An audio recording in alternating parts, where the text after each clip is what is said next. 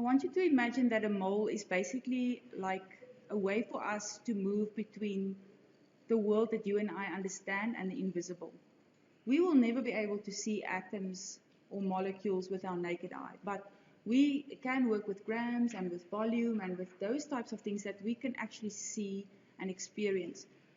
Using moles allows us to go from, let's say, grams to moles and from moles to volume. So when we work with moles, it's very important that we go and understand exactly what we have when we have a chemical formula. I'm going to use one that you know, aluminium and oxygen. And when we add aluminium and oxygen together, you should know by now that it forms bauxite or aluminium oxide. Just by the way, because this is a metal and non-metal, this is an example of an ionic compound that is formed. So when I go and balance this, which is my first step here, remember when we do balancing, we only add a number in front of the atom or the compound. We never add a subscript number like O2. This 2 is a subscript.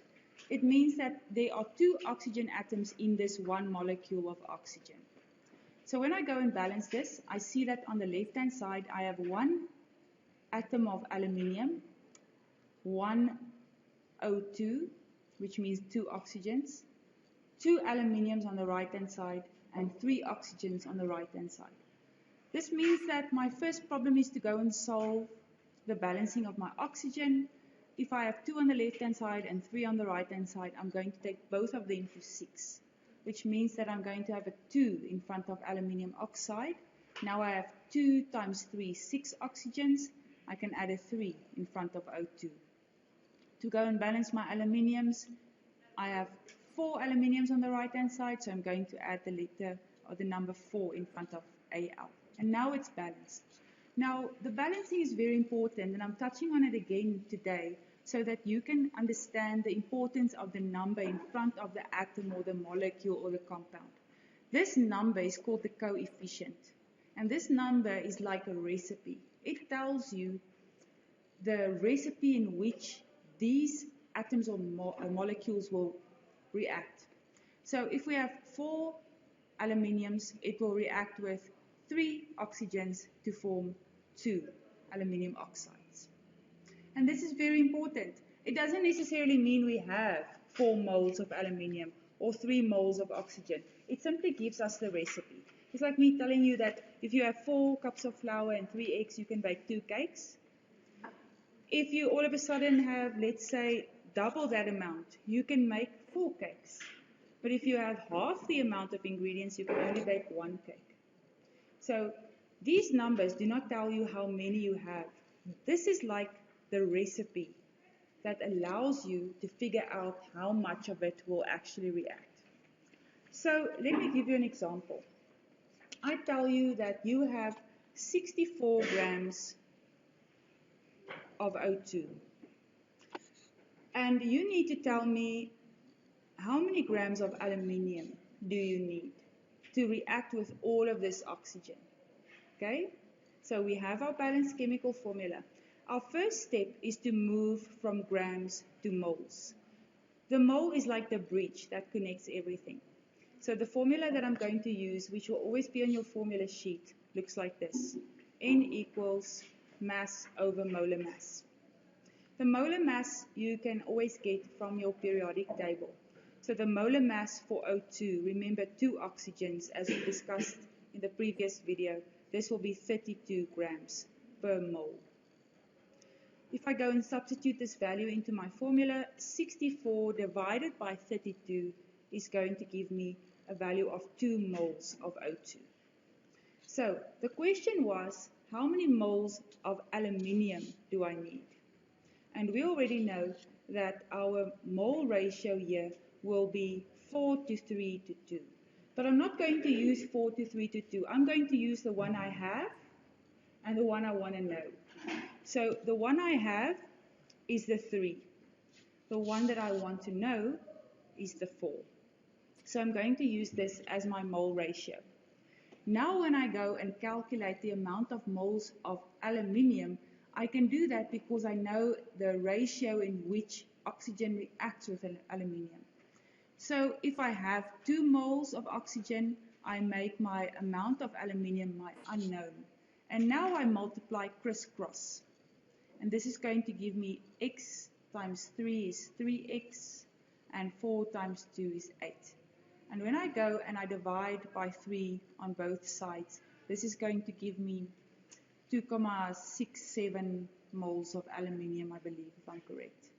2,67 moles.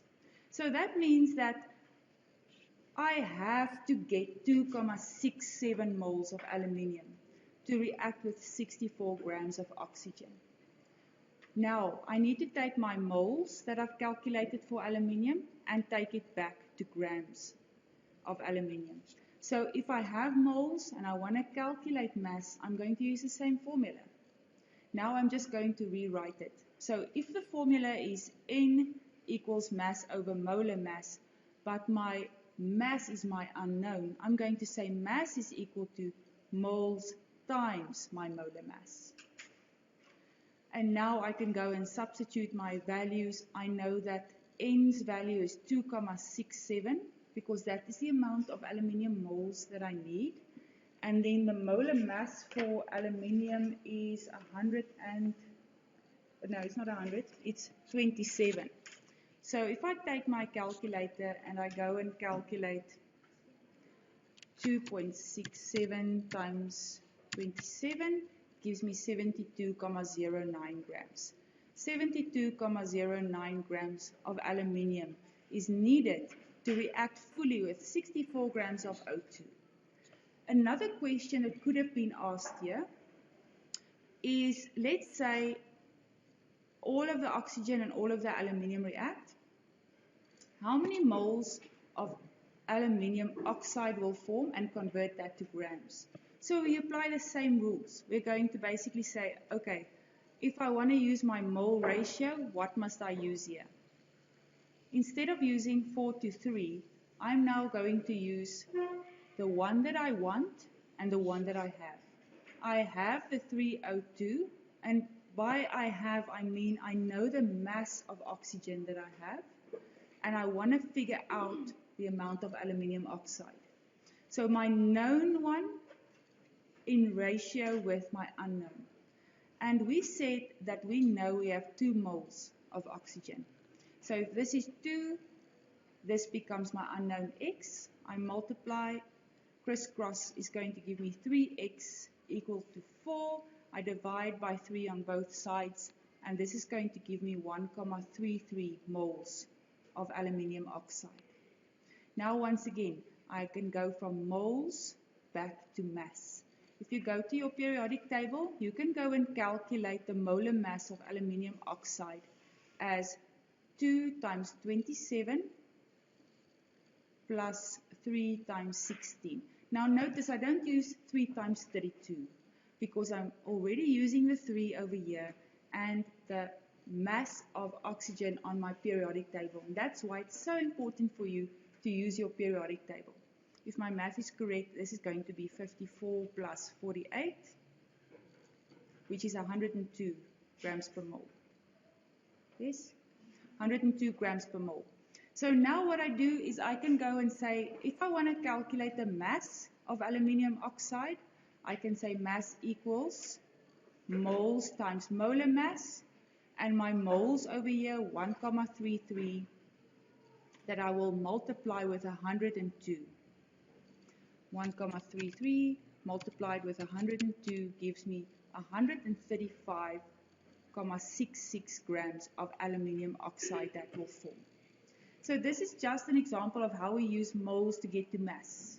But we can also use moles to get to molar volume. We can use moles to get to concentration.